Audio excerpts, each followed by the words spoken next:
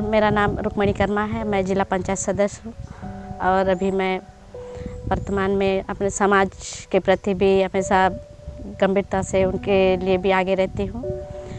और जैसे कि अभी जल जंगल ज़मीन के संबंध में बात हो रहा है, तो मैं कह दूँ कि जैसे हमारे आदिवासी लोगों का जल जंगल ज़मीन से ही वो लोग जुड़े हैं। अगर लोग जल जंगल ज़मीन को ख़त्म करना चाहेंगे तो स्वाभाविक है कि हमारे जो आदिवासी लोग हैं उससे जुड़े हुए हैं, जल से, जंगल से, ज़मीन से।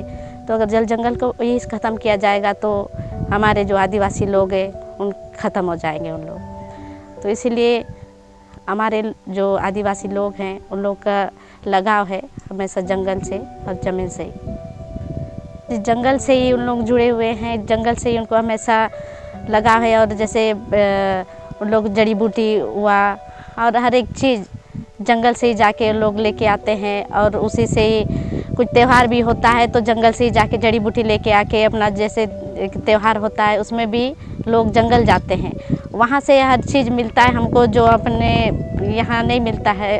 हम अपने जंगल से ही हर चीज़ लाके अपने गांव का जो भी त्यौहार होता है, माटी पूजा, ये सब भी हम जंगल से ही करते हैं लाके। तो जल जंगल ज़मीन से ही यहाँ के जो लोग हैं जुड़े हुए हैं और हमेशा उन लोग जल जंगल ज़मीन से ही जुड़े रहेंगे। जब तक आदिवासी लोग हैं यहाँ तब तक जंगल सुरक्षित रहेगा। अगर यहाँ के जो आदिवासी लोग ही नहीं रहेंगे तो जंगल सुरक्षित रहना असंभव है। और जो जैसे अभी बाहर से जो लोग आ रहे हैं और हमेशा उनका नज़र है हमारे जल जंगल ज़मीन पर, तो हमारे जो आदिवासी लोग हैं उन लोगों का यही मांग है, यही कहना है कि जब तक हम हैं हम जल जंगल ज़मीन नहीं देंगे।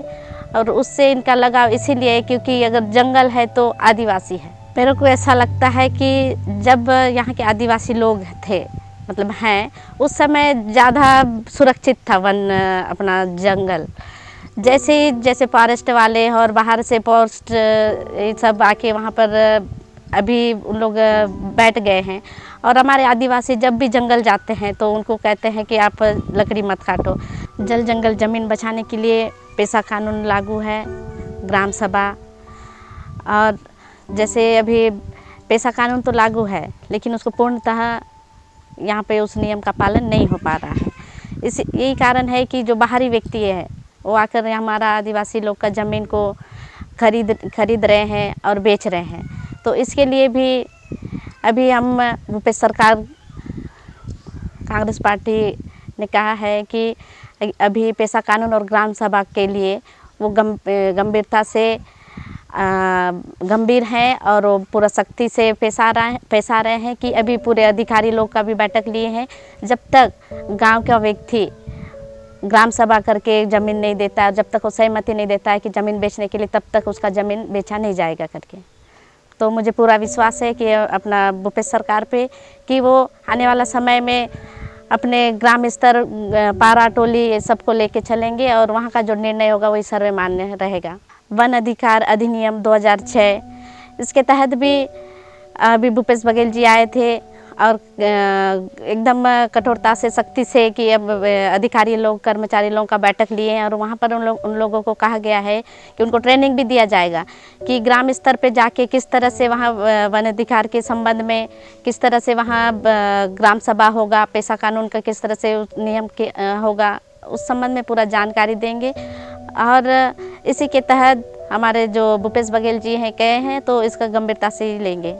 जैसे सर अभी हमारे क्षेत्र में 5वीं अनुसूचित क्षेत्र लागू है और यहाँ के लोग कहीं 2-3 पीढ़ी से रह चुके हैं और उन लोगों को पता है कि ये हमारा ज़मीन है, ये हमारा जंगल है। उसके बावजूद भी उसको ना पट्टा नहीं दिया जा रहा है। तो इसके लिए भी अभी बात हुआ है कि हमारे भूपेश बघेल जी ने साफ साफ कह दिया है कि अगर उस व्यक्ति को वहाँ अगर 40 साल से है या 75 साल से, उसको सर्टिफिकेट देने की ज़रूरत नहीं है।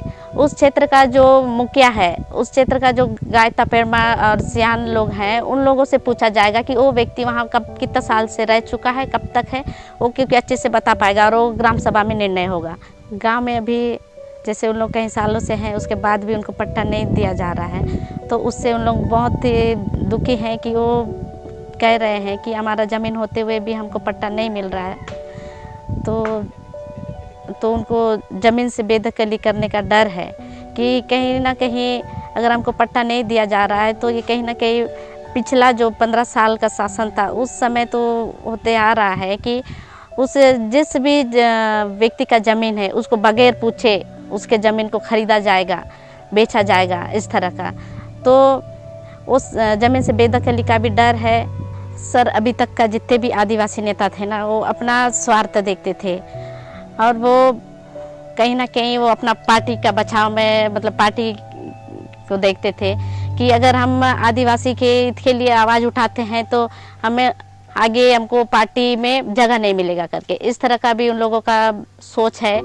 और कहीं ना कहीं मैं ये मानती हूँ कि अगर आदिवासी नेता आगे तक गए हैं, उसको हम रोड सदन में बिठाते हैं, सदन में आवाज़ उठाओ अपना क्षेत्र का, और वो व्यक्ति अपने क्षेत्र का आवाज़ वहाँ सदन में नहीं उठाता है, तो क्योंकि आदिवासी जो नेता यहाँ से बन के चुन के तो जाते हैं सर, हमेशा यहाँ क्षेत्र में आते हैं, बोले वाले आदिवासी लोगों को वोट मांगते समय तो बड़ा बड़ा वादे कर लेते हैं, बोलते हैं कि हम आप लोगों का जो जो मांग रहेगा उसको हम पूरा करेंगे। लेकिन जब वो जाते हैं जीत के, नेता मंत्री और बड़े पद में बैठ जाते हैं, उसके बाद वो भूल जाता है कि उस क्षेत्र का क्या समस्या है, क्या कौन सी परिस्थिति में गुजर रहा है, तो उस आवाज़ को वहाँ उठा नहीं पाते हैं उन लोग। तो बहुत दुख लगता है कि हमारे आदिवासी नेता होते हुए भी अपने क्षेत्र का बात नहीं उठा पाते हैं, अपने जो बोले वाले लोग जो उसको बोले रहते हैं वो बात नहीं उठा पाते हैं, हमें बहुत दुख लगता है। सर, अभी भी मैं जिला पंचायत सदस्य हूँ और अभी भी मैं पार्टी से जुड़ी हुई हूँ, कांग्रेस पार्टी से। तो जितना मैं पार्टी से जुड़ी हुई हूँ उतना ही मैं अपने क्षेत्र के लोगों के साथ मिलके चलती हूँ। जब भी हमारे लोगों के ऊपर विपत्ति आता है तो उनके साथ मैं हमेशा खड़े रहती हूँ। ये नहीं कि मैं पार्टी के साथ जुड़ी हूँ तो हमेशा पार्टी के साथ ही रहूँगी, पार्टी के साथ रहती हूँ, लेकिन साथ में मेरे को सबसे पहले समाज है, समाज के बाद पार्टी है, तो मैं समाज वालों के साथ पहले रहती हूँ, अपने क्षेत्र के लोगों के साथ चलती हूँ, उनका समस्या जानती हूँ, देखती हूँ, उसके बाद उनके साथ चलती हूँ। और पार्टी का बात है तो पार्टी का बात पार्टी में करते हैं सर, लेकिन समाज में हम समाज के हित में बात करते हैं। अगर ऐसा होता है सर तो मैं तो सबसे पहले, हमारे क्षेत्र में शिक्षा की बहुत कमी है, हमारे क्षेत्र में इधर के लोगों को आप लोग देखे होंगे, उन लोग आज तक अच्छे से सिटी भी नहीं देख पाए हैं, तो मैं सबसे पहले ये आसपास बहुत बड़ा स्कूल खोलने का वो प्रयास करूंगी और यहाँ पर अच्छा से बुनियादी सुविधा मिले, उनको स्वास्थ्य के ऊपर, बिजली, पानी, इस सब का